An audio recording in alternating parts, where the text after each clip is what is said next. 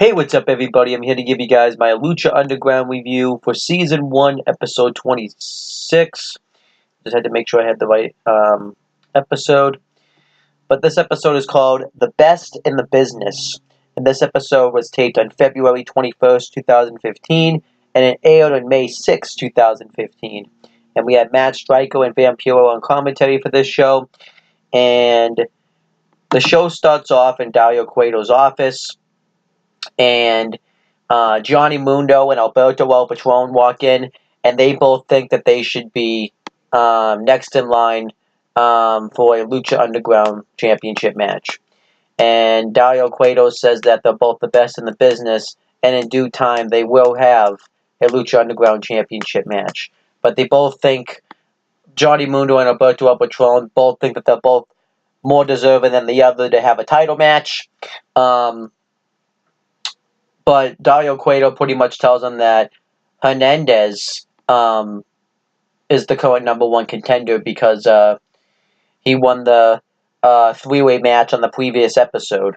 But Alberto El Patron and Johnny Mundo pretty much are like, but you just said we're the best in the business, so we're more deserving than Hernandez.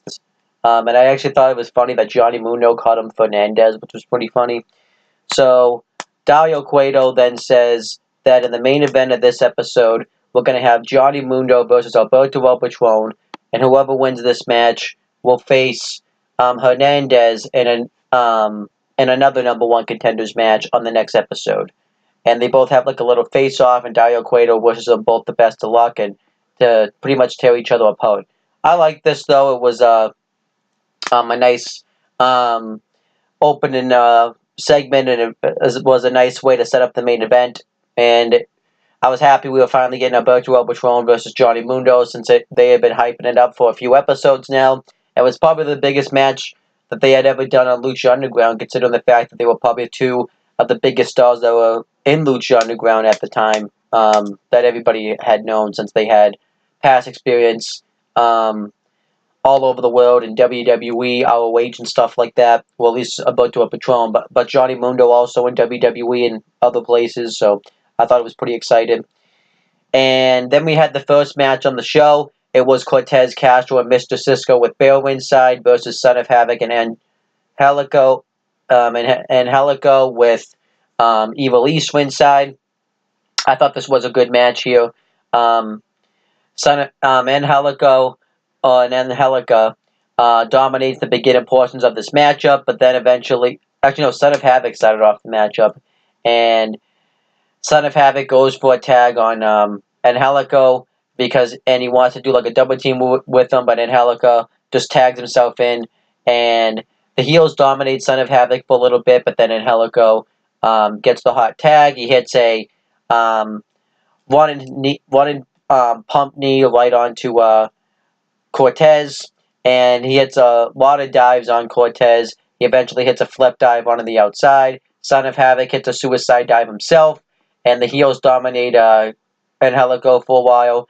They end up hitting a double drop kick right onto him, which I thought looked really cool. But then Son of Havoc gets the hot tag, and Evil East is trying to urge them to get into the ring, but they're pretty much unable to work together. And then eventually it leads to the end. I forget the name of the finisher, but they Cortez and Mr. Cisco win with the Flapjack Codebreaker, and they win the match. So I'm assuming that it's going to lead to the crew getting a Trios Championship match on a future episode against Son of Havoc, Evil East, and Angelico. So I like the fact that they won this match here. I thought that made sense. I thought the match was good. I'm going to give it 3 stars. And then we had a backstage segment with Delaval Davari and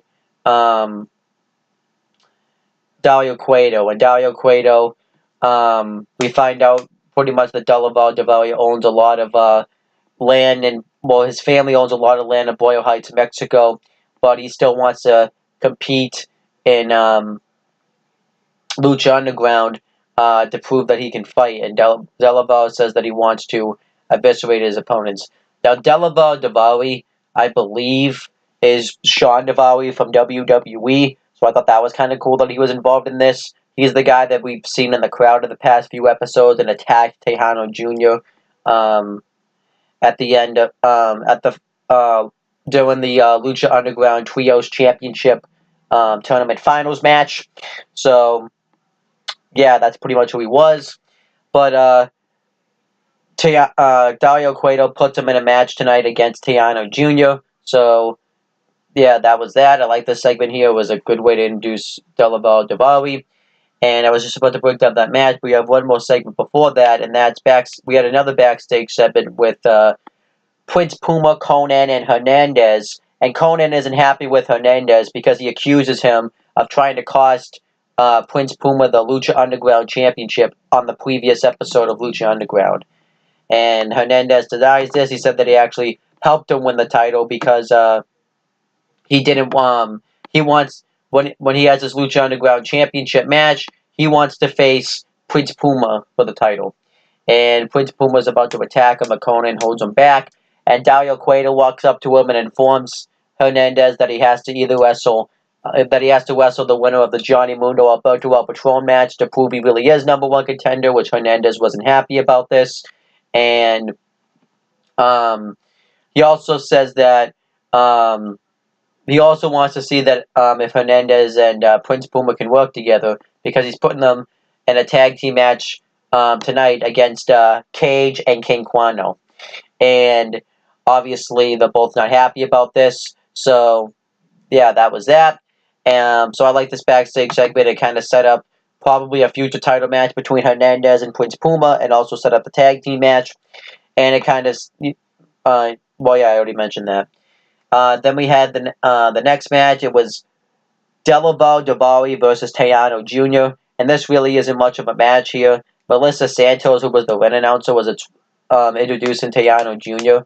And he whined out, and I don't think she expected it, kayfabe-wise anyway, so she was just like, oh shit. And it's pretty much just a brawl between Delaval Davawi and Tejano Jr., but Tejano Jr. ends up shoving the referee, so the referee disqualifies Tejano Jr., so Delaval Davawi wins, and he ends up clotheslining Delaval Davawi outside the ring, and Tejano Jr. stands tall.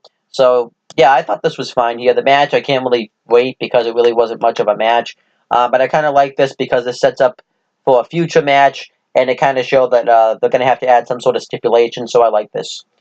So, yeah, good. Then we had a tag team match. It was Cage and King Quano versus Prince Puma and Hernandez with Conan ringside. And the beginning portions of this matchup, Prince Puma and Hernandez are unable to get along with each other.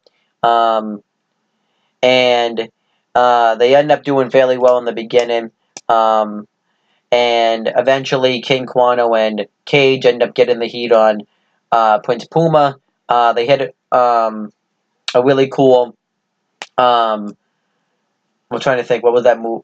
King Quano hit a really cool Michinoku driver, and then Cage and King Quano hit a really cool double team move on Prince Puma, but then eventually Prince Puma tries to fight back. He ends up Blue Thunderbomb onto King Quano, and he ends up getting the hot tag on Hernandez. Hernandez goes off on both Cage and King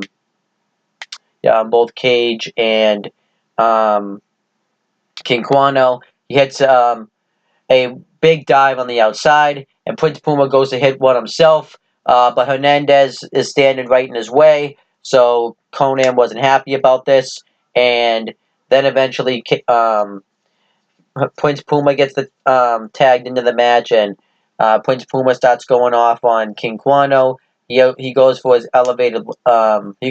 fireman's carry into a kick to the head, but King Quano hits a enziguri on Prince Puma, and the match starts to spill into chaos, and eventually the finish comes when King Quano is about to hit a suicide dive on the outside onto Hernandez, but Hernandez throws Prince Puma in the way, and King Quano ends up hitting Prince Puma, and then which Conan wasn't happy about. Then eventually Hernandez hits a Razor's Edge powerbomb into the apron onto Prince Puma, and he walks out of the match, and Cage and Prince Puma puts Cage in the ring and hits Rep and X on him, for the win. So King Quano and Cage won the match, which I thought made sense because this put over the probably a future Underground Lucha championship match that Prince Puma and Hernandez are going to have. And yeah, I liked it. So overall, I thought this match was pretty good. I'll give it actually, I thought it was really good. I'm going to give it 3.5 stars. I really liked this match, and I liked the angle that came out of it. And then we had the main event. It was Johnny Mundo versus Alberto El Patron. And I thought this match was a really good main event here. Definitely check it out if you've never seen it. And the match starts off with a brawl. They both start going back and forth with each other. Then they start doing some chain wrestling moves with each other. And Johnny Mundo hits a really cool drop kick onto Alberto El Patron. Alberto El Patron then gets the advantage in this match. Johnny Mundo tried to catch himself and land on the apron when Alberto El Patron threw him there, but he ended up miscalculating where he was and accidentally broke the ring steps going in, landed on him, which I thought was funny, and then Alberto El Patron did a suicide dive on him. And Alberto El Patron kicks Johnny Mundo into the apron and hits a super kick on him. Johnny Mundo hits a really cool stand-in flip dive on the outside. And the match, Alberto El Patron hits a tilt-a-whirl backbreaker on Johnny Mundo. Johnny Mundo kicks out. Johnny Mundo goes for the end of the world. Alberto El Patron moves out of the way. He goes for the kick to the head. Johnny Mundo moves out of the way and hits a spinning back kick to his head.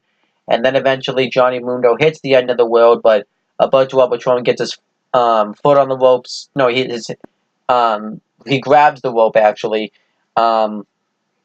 breaking up the pinfall. Alberto El Patron gets Mundo into the cross arm breaker, but Johnny Mundo grabs the ropes, and then Johnny Mundo hits a running knee, but Alberto El Patron kicks out of that. Alberto El Patron hits a super kick, but he hits a reverse superplex. Johnny Mundo kicks out, and then he hits the super kick, and then Johnny Mundo kicks out again, and then Johnny Mundo goes for the he goes for his stand-in spin kick, and then Alberto El Patron hits a super kick and covers him and gets the win, but it looked like he was just so out of it that he didn't even really mean to win the match, so I kind of like that because that just showed how competitive a match this was. So now on the next episode of Lucha Underground, Alberto El Patron is going to face Hernandez in a Lucha Underground Championship #1 Contenders match. I'm excited for that match. I think that match will be a pretty good match. And if I had to rate this match, it was really good, 3 3/4 stars. It was a really good match.